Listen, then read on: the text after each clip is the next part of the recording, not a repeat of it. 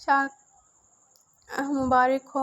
ज़रिश इसका सर चूमते हुए अपने साथ लगाते हुए जमल से बोली हुई मजीद को एक नज़र देख कर आई थी। और सामने रंगत का खुश शक्ल नौजवान जो सरकारी नौकरी कर रहा था। बिजू मुझे आपकी बहुत याद आ गई, मरहम लहजे में बोली थी। जमल ने उसे खुद में भेजा। ज़रिश को कमरे में उसके साथ मिलने आई थी। ज़रिश ने उनको अकेला छोड़कर बाहर लवातमा देखने चली गई। खाना खाने के बाद रोती हुई ज़रिश की रुखसती पर मौलवी साहब और जमल की आंखें भीग चुकी थी, मगर अपनी बेटी को महफूज हाथों में देखकर मौलवी अलीम दिल पर सुकून हो गए थे। जमल अपना सामान पैक कर लो, सुबह सुबह हम लाहौर के निकल जाएंगे। ज़रिश की रुखसत करके जमल मौलवी साहब बोले, अब्बा इतनी जल्दी भी? अभी तो हमने ज़रिश को भी नहीं बताया कि हम लाहौर जा रहे हैं। इसने इतराज़ किया था। मैंने मजीद को बता दिया है, वो जमल और ज़रिश को कभी यहाँ नहीं लेके आएगा। और तुम तैयारी पकड़ो, माजिद के बेटे रमेश से तुम्हारा भी मैंने जाती निकाह कर देना है। मौलवी अलमदीन फैसला के लहजे में बोले थे। जमल चाहकर भी कुछ न बोल पाई। मैंने घर बेच दिया है। जमल आखिरी बात उन्होंने धीमी आवाज़ बोल दी। अब्बा, उसने शिकवा के निगाहों से देखा था, हमारे लिए यही बेहतर। जमल, अब जाओ, शाबाश, अपना सामान पैक करो। मौलवी साहब अपने दिल पर हाथ रखे जगह को सहलाते हुए बोले थे।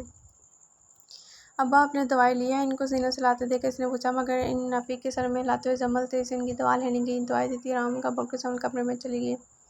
ज़रिश मजीद की अम्मा के साथ पिछली गाड़ी में बैठी हुई। जब अचानक गाड़ी रुकने में से लगा था, वे लोग घर पहुंच गए, मगर खामोश सड़क पर अचानक गाड़ी की चिड़चिड़ाहट ही ने अनहोनी का पता दिया था।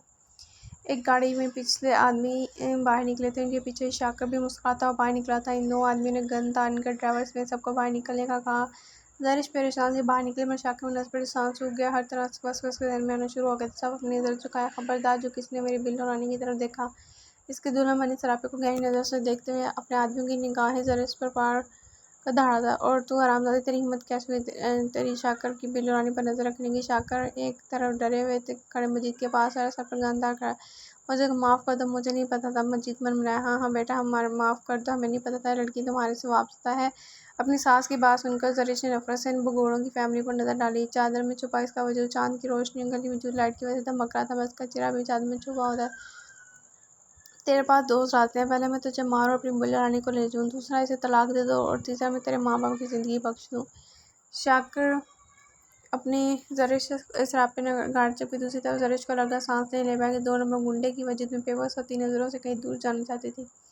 मैं मजीद रियाज अपने पूरे होशावास में ज़रिश को तलाक देता हूँ, तलाक देता हूँ, तलाक देता हूँ। मजीद फ़ौरन ही बोल गया। इस वक्त अपनी 1 घंटे की बीवी से ज़्यादा अपनी फैमिली और अपनी ज़िंदगी की परवाह थी। अल्लाह तुम्हें बर्बाद करे भगोड़े इंसान, तुम जैसे डरपोक से बेहतर है कि मेरा कोई शौहर ही ना हो। वो एकदम फट पड़ी थी, कान से टूट कर उसके रुखसार पर गया।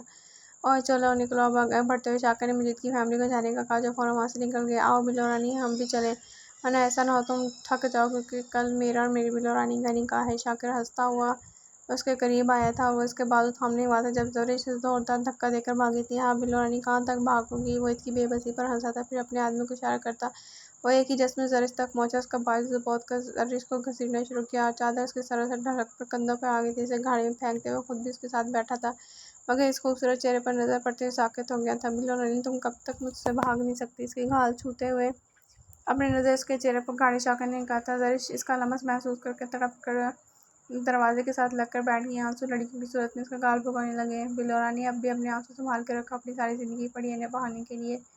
वो तंज़िया मुस्कुराहट बोले बोला था, तो ज़रिश ने अपने लब दांतों तले दबाकर खुद को रोना मुश्किल से रोका था। मौलवी अलीमुद्दीन अपने कमरे में आराम का दरवाज़ा बजने से इनकी नींद आँख खुली। एक नज़र बजाते आप जमल भागकर जमल कमरे में जाने के चारों ने दरवाज़ा खोला। जब उनके मोहल्ले के आदमी ने सलाम मुझे अभी थोड़े पहले आकर मैंने फ़ोन किया, जब बताया कि मजीद ने पैगाम दिया है कि कोई बंदा उससे गन तान कर ज़रिश को तलाक दिलवा कर अपने साथ ले गया। क्या उनके ज़हन में बेसाख्ता ज़रिश का ख्याल था? अपनी बेटी का सोचते एकदम उनके सीने में दर्द उठा और देखते देखते पसीने पर हाथ रखकर नीचे गिर गए। मौलवी साहब बाहर से आवाज़ें सुनकर जमल कमरे से चादर लेकर बाहर निकली थी। अपने अपनों को ज़मीन पर गिरे